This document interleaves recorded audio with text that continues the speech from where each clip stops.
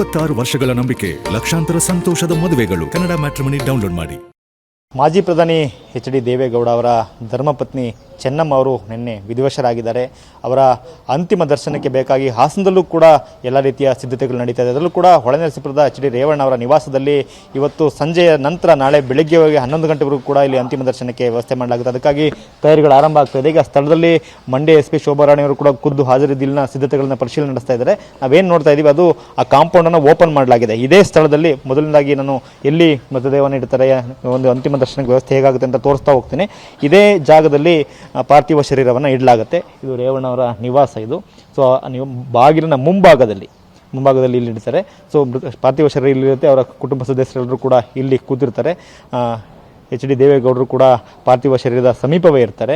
So ಈ ಗೇಟಿನಿಂದ ಯಾರೆಲ್ಲ ಅಂತಿಮ ದರ್ಶನ ಮಾಡಲಿಕ್ಕೆ ಬರ್ತಾರೆ ಅವರೆಲ್ಲರೂ ಕೂಡ ಈ ಗೇಟಿನಿಂದ ಎಂಟ್ರಿ ಆಗ್ತಾರೆ. ಇಲ್ಲಿ ಬ್ಯಾರಿಕೇಡಿಂಗನ್ನು ಕೂಡ ಮಾಡಲಾಗುತ್ತೆ.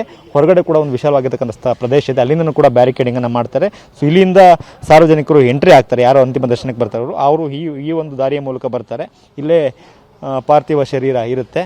ಇಲ್ಲಿ ದರ್ಶನವನ್ನು ಮಾಡಿಕೊಂಡು ಹಾಗೆ ಮುಂದೆ ಹೋಗ್ತಾರೆ. ಮುಂದೆ ಹೋಗಿ ಏನು ಅವ್ರದ್ದೇ ಚಿತ್ರಮಂದಿರ ಇದೆ. ಅದ್ರ ಕಾಂಪೌಂಡನ್ನು ಕೂಡ ಓಪನ್ ಮಾಡಲಾಗಿದೆ. ಇಲ್ಲಿ ಯಾರು ಎಕ್ಸಿಟ್ ಆಗೋ ಸಲುವಾಗಿ ಇಲ್ಲಿಂದ ಒಂದು ಗೇಟಲ್ಲಿ ಎಂಟ್ರಿ ಆದಂಥವ್ರು ಇಲ್ಲಿ ದರ್ಶನವನ್ನು ಪಡ್ಕೊಂಡು ಅಲ್ಲಿ ಕಾಂಪೌಂಡನ್ನು ಓಪನ್ ಮಾಡಲಾಗಿದೆ. ಆ ಗೇಟ್ ಮೂಲಕ ಎಕ್ಸಿಟ್ ಆಗ್ತಾರೆ. ಸಾಮೂಲಿಕವಾಗಿ ಇಲ್ಲಿ ದರ್ಶನ ಮಾಡಲಿಕ್ಕೆ ಬಂದಂಥವರು ಒಂದು ಭಾಗದಿಂದ ಎಂಟ್ರಿ ಆಗಿ ಮತ್ತೊಂದು ಭಾಗದಿಂದ ಹೊರಗೆ ಹೋಗಲಿಕ್ಕೆ ಬೇಕಾಗಿರ್ತಕ್ಕಂಥ ವ್ಯವಸ್ಥೆಯನ್ನು ಕೂಡ ಮಾಡಲಾಗಿದೆ. ಸೊ ನಾಳೆ ಹಾಸನ ಜಿಲ್ಲೆಯ ಬೇರೆ ಬೇರೆ ಭಾಗದಿಂದ, ರಾಜ್ಯದ ಹಲವು ಜಿಲ್ಲೆಗಳಿಂದ ಮಾಜಿ ಶಾಸಕರುಗಳು ಎಲ್ಲರೂ ಕೂಡ ಬರ್ತಾರೆ. ಎಲ್ಲರೂ ಕೂಡ ಇಲ್ಲಿಗೆ ಬರ್ತಾರೆ. ಈ ಮನೆಗೆ ಬಂದು ಇಲ್ಲಿ ಇವತ್ತು ಏನು 11 ಗಂಟೆಗೆ ಬೆಂಗಳೂರಿನಿಂದ ಪಾರ್ಥಿವ ಶರೀರ ಹೊರಡುತ್ತೆ. ಅದು ಹಿರಿಸಾವೆ ಚನ್ನರಾಯಪಟ್ಟಣದ ಮೂಲಕವಾಗಿ ಹಾಸನಕ್ಕೆ ಬರುತ್ತೆ. ಹಾಸನದಲ್ಲಿ ಕೂಡ ಒಂದಷ್ಟು ಅಂತಿಮ ದರ್ಶನವನ್ನು ಜನರು ಪಡ್ಕೊಳ್ತಾರೆ. ಅಲ್ಲಾದ ನಂತರ ನೇರವಾಗಿ ಅವರ ಪಾರ್ಥಿವ ಶರೀರ ಎಚ್.ಡಿ. ರೇವಣ್ಣ ಅವರ ನಿವಾಸಕ್ಕೆ ಬರ್ತದೆ.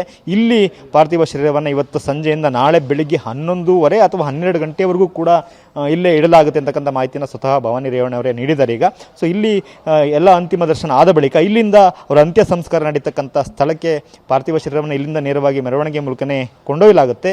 ಅಲ್ಲಿ 1 ಗಂಟೆ ಬಳಿಕ ವಿಧಿವಿಧಾನಗಳನ್ನು ಪೂರೈಸಿ ಅಲ್ಲಿ ಅಂತಿಮ ಸಂಸ್ಕಾರವನ್ನು ಮಾಡಲಾಗುತ್ತೆ. ಅಲ್ಲಿ ಏನು ಮಾವಿನಕೆರೆಯ ಬೆಟ್ಟದ ರಂಗನಾಥ ಸ್ವಾಮಿ ದೇವಾಲಯ ಇದೆ, ಆ ಬೆಟ್ಟದ ತಪ್ಪಲಿನಲ್ಲಿರ್ತಕ್ಕಂಥ ದೇವೇಗೌಡರ ಕುಟುಂಬಸ್ಥರಿಗೆ ಸೇರಿರ್ತಕ್ಕಂಥ ಒಂದು ಜಮೀನಿನಲ್ಲಿ ಅಂತ್ಯಕ್ರಿಯೆಗೆ ಎಲ್ಲ ಸಿದ್ಧತೆಗಳನ್ನು ಮಾಡಿಕೊಳ್ಳಲಾಗಿದೆ. ಅಲ್ಲಿ ಖುದ್ದು ರೇವಣ್ಣ ಅವರೇ ಸ್ಥಳದಲ್ಲಿದ್ದು ತಯಾರಿಗಳನ್ನು ಗಮನಿಸ್ತಾ ಇದ್ದಾರೆ. ಸೊ ಇವತ್ತು ಸಂಜೆಯಿಂದ ನಾಳೆ ಬೆಳಿಗ್ಗೆ 11:30 12 ಗಂಟೆವರೆಗೂ ಕೂಡ ಹೊಳೆನರಸೀಪುರದ ರೇವಣ್ಣ ಅವರ ನಿವಾಸದಲ್ಲಿ ಚೆನ್ನಮ್ಮ ಅವರ ಪಾರ್ಥಿವ ಶರೀರದ ಅಂತಿಮ ದರ್ಶನಕ್ಕೆ ವ್ಯವಸ್ಥೆಯನ್ನು ಮಾಡಿಕೊಳ್ಳಲಾಗ್ತಾ ಇದೆ.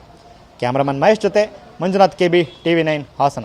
26 ವರ್ಷಗಳ ನಂಬಿಕೆ, ಲಕ್ಷಾಂತರ ಸಂತೋಷದ ಮದುವೆಗಳು. ಕನ್ನಡ ಮ್ಯಾಟ್ರಿಮನಿ ಡೌನ್ಲೋಡ್ ಮಾಡಿ.